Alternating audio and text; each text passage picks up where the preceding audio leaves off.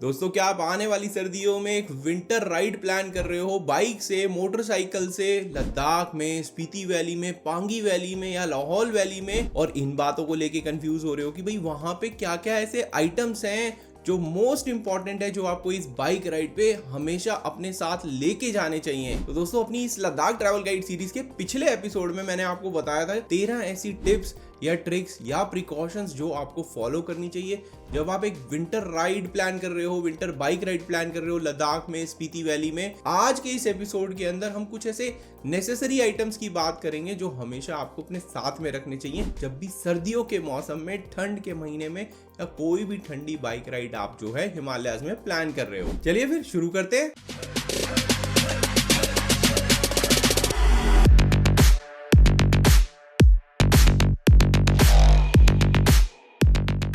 चलिए वापस टॉपिक पर आते हैं और सीधा जंप करते हैं अपनी इस लिस्ट के ऊपर, जो मोस्ट इंपॉर्टेंट आइटम्स की लिस्ट है जो आपको एक विंटर बाइक राइड पे लेके जाने चाहिए। तो इसमें सबसे पहला जो ऑब्वियस आइटम है वो आ जाता है हेलमेट का। दोस्तों, तो जो हेलमेट है, हेलमेट आपको फुल कवर्ड, जो आपके पूरे चेहरे को कवर कर ले, उस तरह का हेलमेट आपको ले जाना चाहिए ताकि जो ठंडी हवाएं हैं वो सीधा आपके फेस पे ना लगे। आपको थोड़ा सा फ्रीडम जो है वो छोड़ना पड़ेगा। काफी बाइकर्स जो हैं जो आगे से खुला हुआ हेलमेट होता है आजकल उसको प्रेफर करने लगे हैं। और दोस्तों, अगर आप विंटर में बाइक राइड प्लान कर रहे हैं तो जो ठंडी ठंडी हवाएं हैं वो सीधा मुंह पे लगने वाली हैं, चाहे आपने जितना मर्जी कपड़ा बांधा हुआ हो। अगर सीधा हवा लग रही होगी, जितनी भी बेयर स्किन होगी वो बिल्कुल सुन कर देगी। वैसे बड़ी कॉमन सेंस या ऑब्वियस आइटम है कि भाई हेलमेट तो आप कैरी करोगे ही, बट फिर भी मैं इस बात पे स्ट्रेस देना चाहता था कि भाई फुल कवर्ड वाला आप लेके जाना। इस भले के में मत रहना कि मैं हाफ कवर्ड हेलमेट जो होता है वो ही लेके जाऊंगा, क्योंकि जैसा मैंने कहा कि ये आपको ठंड से भी बचाने वाला है, प्रोटेक्शन देने के साथ साथ। इस फुल कवर्ड हेलमेट का ये भी फायदा होता है कि जो गर्म हवा है, जब थोड़ा सा गर्माहट अंदर हो जाती है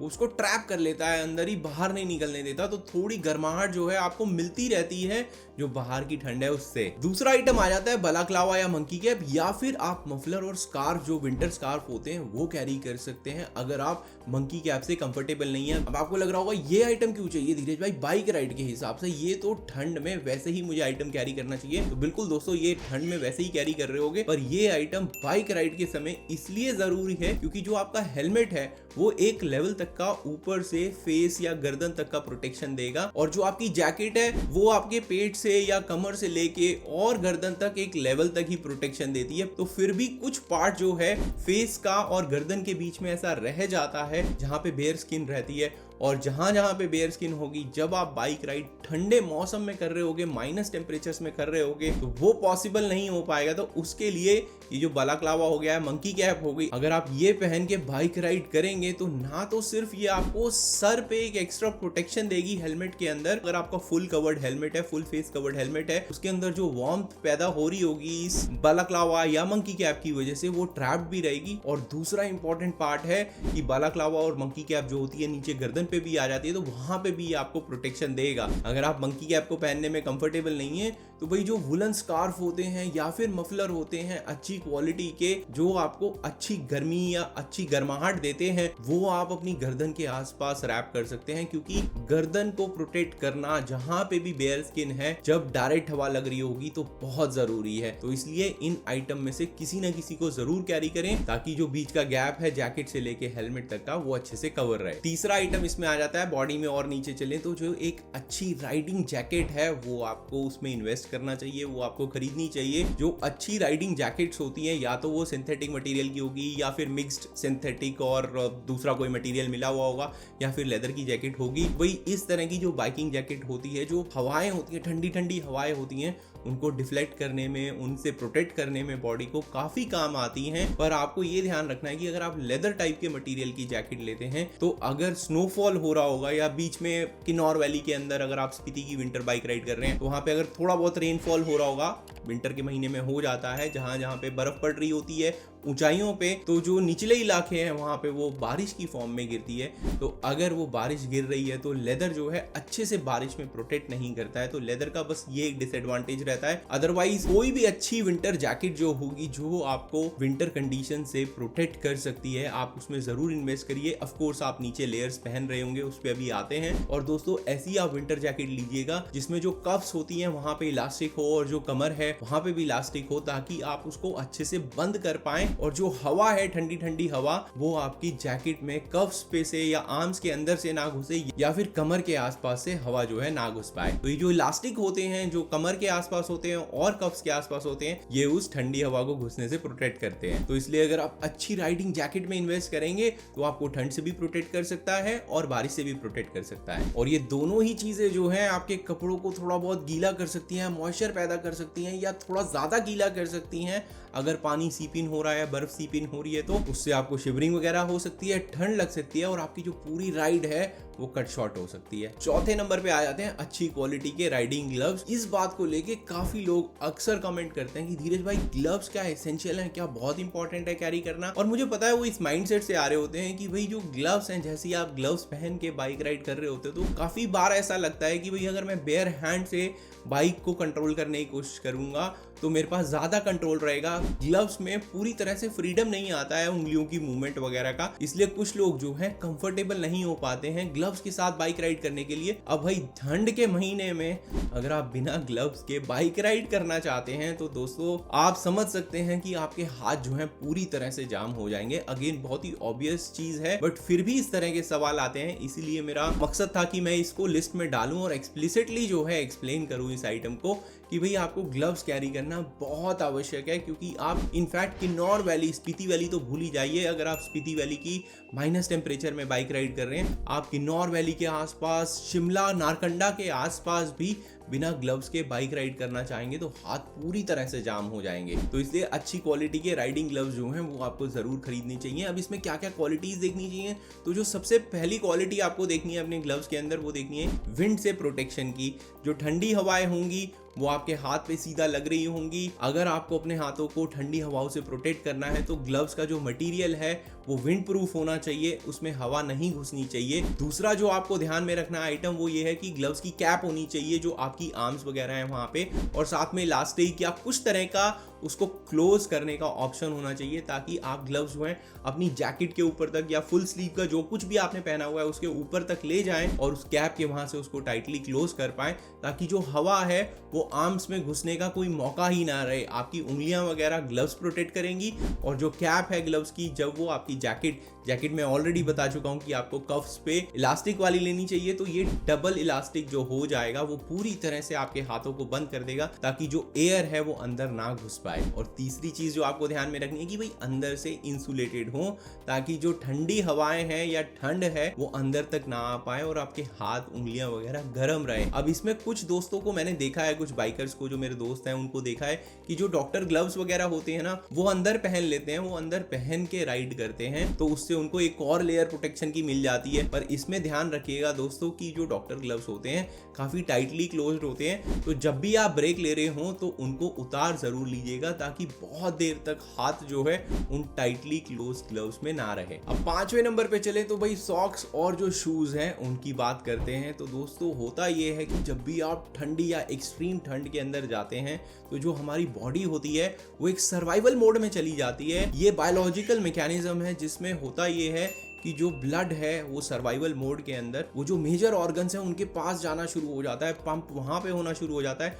तो जो हमारी एक्सट्रीमिटीज हैं, जैसे कि जो हमारा उंगलियां हो गई हाथों की या पैरों के टोज हो गए, वहां पे ब्लड का फ्लो जो है थोड़ा कम होता है। जितना मैंने पढ़ा है, जितना मैंने रिसर्च करा है उसके अकॉर्डिंग, तो हमारी उंगलियां जो है, टोज जो है वो ज्यादा ठंडे रहते हैं। इसलिए ठंड में प्रोटेक्ट उनको करना बहुत इंपॉर्टेंट रहता है, क्योंकि बॉडी जो है बाकी के जो ऑर्गन्स हैं उनको गर्माहट देने में लगी रहती है उस सर्वाइवल मोड के अंदर। जब आप एक्सट्रीम कोल्ड कंडीशंस में चले जाते हैं तो इसके अकॉर्डिंग आपकी जिम्मेदारी बढ़ जाती है कि आप खुद से अपनी जो एक्सट्रीमिटीज हैं, जैसे कि फुट हो गया, टोज हो गई या फिर उंगलियां हो गई हाथों की, उनको प्रोटेक्ट करें। और टोज को प्रोटेक्ट करने के लिए या फीट को प्रोटेक्ट करने के लिए दो सबसे मददगार चीजें जो हैं वो है एक इंसुलेटेड शूज जो आपको गर्माहट दें, और दूसरा है सॉक्स। अब शूज की अगर मैं बात करूं तो आपको एक वार्म शूज, वाटरप्रूफ शूज, जिसमें स्नो अगर लग भी रही है, पड़ भी रही है, आप स्नो में वॉक भी कर रहे हैं तो अंदर सीपिंग ना हो पाए, आपकी सॉक्स वगैरह गीली ना हो, इसलिए वाटरप्रूफ, विंड प्रूफ और वार्मथ वाले शूज लेना बहुत जरूरी है।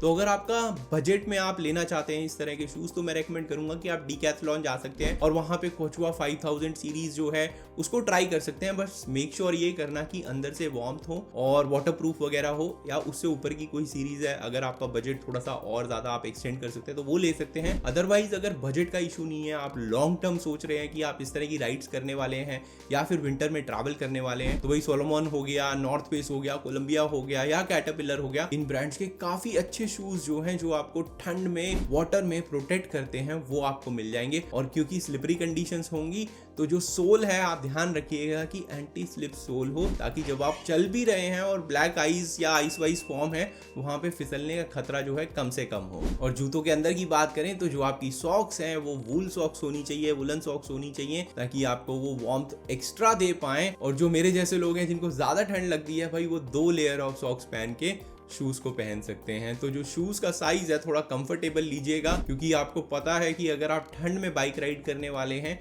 तो आप हो सकता है 1 या 2 पेयर ऑफ सॉक्स यूज कर रहे हो। अब छठे नंबर पे आ जाती है राइडिंग पैंट्स और गेटर्स। अब भाई राइडिंग पैंट्स जो है, जैसा बाकी सारे मटेरियल्स की बात हो रही है, विंड प्रूफ होने चाहिए, वार्मथ होनी चाहिए, जैकेट की जैसे बात हमने करी, ऐसे ही जो राइडिंग पैंट्स है वो आपकी एक अच्छी क्वालिटी की होनी चाहिए जो आपको विंड से प्रोटेक्शन दे, ठंडी हवाओं से प्रोटेक्शन दे और साथ ही साथ जो वार्मथ है वो प्रोवाइड करें। अगर आप वार्मथ वाली नहीं भी ले रहे हैं तो आप उसके नीचे जो थर्मल इनरवेयर होता है वो पहन सकते हैं, जो थर्मल लोअर्स होते हैं उनको आप पहनिए और उसके ऊपर जो है ये राइडिंग पैंट आप पहन सकते हैं। और राइडिंग पैंट अगेन आप वो ध्यान में रख के लीजिएगा कि नीचे लूप है या नहीं है, टोज के पास में बंद करने के लिए इलास्टिक है या नहीं है टोज के पास में बंद करने के लिए, क्योंकि अगर इस तरह का इलास्टिक या लूप क्लोज करने का ऑप्शन नहीं होगा आपकी राइडिंग पैंट में तो जो हवा है नीचे से घुस सकती है और वही ठंडा लग सकता है। आपको हर हालत में ये ध्यान में रखना है कि कहीं से भी हवा बॉडी के अंदर नहीं घुसनी चाहिए। तो इसलिए ऐसी हुक्स वाली राइडिंग पैंट जो होती है वो आपके एंकल हाई शूज जो होते हैं आप उस पर टाई कर सकते हो, तो वो आपकी फुल बॉडी जो है टोज से लेके और हेलमेट तक, ये अभी तक जो 5-6 चीजें हमने बताई हैं पूरी तरह से बंद हो जाएगी और आप पूरी तरह से प्रोटेक्ट हो जाओगे। कुछ लोग जो है गेटर्स आते हैं जो आपको स्नो से बचाते हैं, वो भी एंकल पे बांध लेते हैं ताकि एक एक्स्ट्रा लेयर ऑफ प्रोटेक्शन जो है वो मिल जाए और हवा जो है कम से कम आए। खास तौर से अगर आपकी जो राइडिंग पैंट्स है या जो भी पैंट्स आप यूज कर रहे हैं उसमें नीचे इलास्टिक नहीं है या बंद करने का ऑप्शन नहीं है। तो 7वें नंबर पे बात करें तो थोड़ा सा हिंट दिया था ऑलरेडी, जो इनर थर्मल्स हैं जो आपकी चेस्ट को प्रोटेक्ट करेंगे, अपर बॉडी को प्रोटेक्ट करेंगे, तो वो वाला इनर थर्मल भी और लोअर वाला इनर थर्मल भी वो आप अपने साथ में जरूर कैरी करिए, क्योंकि ये पतली सी लेयर होती है बट वार्मथ ज्यादा देती है आपको। और जितनी बॉडी में वार्मथ रहेगी और आप जितने होल्स जो हैं बाकी की लेयर्स जो उसके ऊपर पहन रहे हैं वो बंद कर पाएंगे, तो जो वार्मथ ये क्रिएट हो रही है ये अंदर ही ट्रैप्ड रहेगी और ये आपको ठंड से बचाने में काफी हेल्प करेगी। इसलिए इनर की लेयर जो है वो आपको जरूर कैरी करनी है, क्योंकि हर जगह जो है आप राइडिंग पैंट या राइडिंग जैकेट पहन के तो घूमेंगे नहीं, आपको बीच बीच में उतारनी भी पड़ेगी। तो जब उतारेंगे तो वहां पे फिर भी ठंडा होगा, तो जो आपकी इनर लेयर है या इनर जो आपने चीजें पहनी हुई हैं, स्वेटशर्ट के नीचे जो पहना हुआ है या स्वेटशर्ट जो पहनी हुई है, वो सब मिल मुला के आपको प्रोटेक्ट करना चाहिए जब आप बाइक राइड नहीं भी कर रहे हैं तब भी। इस लिस्ट के आखिरी आइटम की बात करें तो वो आ जाता है आपकी मोटरसाइकिल या फिर बाइक। तो काफी दोस्तों को मैंने देखा है जो बाइकर दोस्त हैं अपने, वो फ्यूल इंजेक्टेड बाइक्स या फिर बाइक जिनके किकर नहीं होते हैं, जो सेल्फ स्टार्ट होती हैं, मोस्टली बाइक्स आजकल ऐसी ही आती हैं जो बैटरी ऑपरेटेड होती हैं, उस तरह की बाइक्स को ले जाना अवॉइड करते हैं जब वो एक्सट्रीम वेदर विंटर राइड कर रहे होते हैं। स्पीति के अंदर खास तौर से, लद्दाख के अंदर काफी कम लोग कर पाते हैं जैसा मैंने पिछले वीडियो में बताया था, क्योंकि भाई लद्दाख में मनाली ले हाईवे और श्रीनगर ले हाईवे बंद हो जाता है या बिल्कुल भी सेफ नहीं रहता है विंटर के महीनों में ट्रैवल करना। तो आप वहां पे जाके ही कर सकते हो, और जब आप वहां जाते हो, जब आप इतनी माइनस की कड़ाके की ठंड देखते हो, तो बहुत ही कम लोग जो हैं वो अटेम्प्ट कर पाते हैं। काफी बार आर्मी जो है पासिस के ऊपर बाइक नहीं चलाने देती है, तो जो बाइक है वो आप लेके आसपास ही चला पाते हो, तो आप नुब्रा वैली नहीं जा पाते हो, पैंगोंग लेक नहीं जा पाते हो। पर अगर वापस मुद्दे पे आए बाइक के, तो भाई जो कि अपनी बाइक्स होती हैं जिसमें किकर नहीं होता है, जिसमें आप सेल्फ स्टार्ट ही करते हो और किक से स्टार्ट नहीं कर सकते हो, उन बाइक्स के अंदर प्रॉब्लम ये हो जाती है दोस्तों की वो बाइक्स क्योंकि बैटरी पे रिलाई करती हैं, और बैटरी आपको पता है कि डाउन हो सकती है जब एक्सट्रीम कोल्ड कंडीशंस हो। अगर आपकी बैटरी डाउन हो गई है और किकर नहीं है, वही प्रॉब्लम हो जाएगी, बाइक स्टार्ट नहीं हो पाएगी। तो इन सिचुएशन में जो ओल्ड स्कूल बाइक्स होती हैं जहां पे सिर्फ किकर हुआ करता था, वो बहुत काम आती हैं। पर जैसा हम सब जानते हैं 2024 चल रहा है, टेक्नोलॉजी काफी एडवांस हो चुकी है, इलेक्ट्रॉनिक्स वगैरह काफी आ चुका है बाइक्स के अंदर, बट जब ये बाइक्स जो हैं एक्सट्रीम कंडीशंस या विंटर कंडीशंस में जाती हैं, जहाँ पे एक्सट्रीमली कोल्ड कंडीशंस होती हैं, -15, -20, -25 रात में पहुंच जाता है स्पीति के अंदर। तो अगर आप जनवरी, फरवरी, मार्च के महीनों की बात करो तो वहाँ पे ये सारे इलेक्ट्रॉनिक्स वगैरह जो हैं, बैटरी ऑपरेटेड चीज़ें जो हैं, सही से काम नहीं करती हैं, सही से रिस्पॉन्ड नहीं करती हैं कई बार। तो इसलिए बहुत ध्यानपूर्वक थोड़ा सा रिसर्च करके जाइएगा। तो दोस्तों ये सारे के सारे आइटम्स है जो मैं इस वीडियो में आपके साथ में शेयर करना चाहता था। अगर आप एक winter extreme bike ride plan कर रहे हैं स्पीति वैली के अंदर, पांगी वैली के अंदर, या फिर इनफैक्ट इवन लद्दाख के अंदर, तो फिर ये सारे आइटम्स जो है आपके काम आ सकते हैं। एक चेतावनी जो है वापस मैं दोहराना चाहूंगा जो मैंने इस सब सीरीज के पिछले एपिसोड में बताई थी कि भाई ये विंटर राइड जो होती है लद्दाख में, स्पीति वैली में या पांगी वैली में, लाहौल वैली में, जब आप प्लान करते हो तो आपके अंदर इतना एडवेंचर का कीड़ा होना चाहिए कि आप इस एक्सट्रीम एडवेंचर को अटेम्प्ट कर रहे हो, क्योंकि ठंडी बहुत होने वाली है। कुछ एक्सपेक्टेशन जो है मैंने इससे पहले वाले वीडियो में बताई थी, प्लीज उस वीडियो को जरूर देख लीजिएगा इस वीडियो पे आने से पहले या उस एक्सट्रीम बाइक राइड पे जाने से पहले, ताकि आपको अंदाजा हो जाए कि आप किस तरह की विंटर कंडीशंस में क्या क्या चीजें जो हैं आप एक्सपेक्ट कर सकते हो और क्या आप उन चीज़ों के लिए बने हो, नहीं बने हो। आप कॉपी करने की कोशिश मत करिएगा दोस्तों किसी को, क्योंकि हर आदमी डिफरेंट होता है, हर आदमी की प्रिपरेशन डिफरेंट होती है, वो कितने टाइम से प्रिपेयर कर रहे हैं, क्या गियर है उनके पास में। आप हर चीज़ के लिए, अगर आपकी पहली इनएक्सपीरियंस राइड है बहुत ज़्यादा एक्सट्रीम विंटर कंडीशन के लिए, तो मैं यही रेकमेंड करूंगा कि ध्यानपूर्वक सोच समझ के डिसीजन लीजिएगा। अब एंड में अगर ये वीडियो पसंद आया है तो लाइक जरूर करें इस वीडियो को और मेरे चैनल को सब्सक्राइब करें। अगर आपको लगता है वीडियो किसी और के काम आएगा तो शेयर कर दें उसके साथ में। अगर आपका कोई क्वेश्चन है तो नीचे कमेंट सेक्शन है, उसमें अपना क्वेश्चन डालिए और मैं आपकी हेल्प जो है वहां पे जल्द से जल्द करने की कोशिश करूंगा। तब तक के लिए दोस्तों झूले और हिमालय जो है उनको क्लीन रखने में अपना पार्ट जरूर प्ले करें।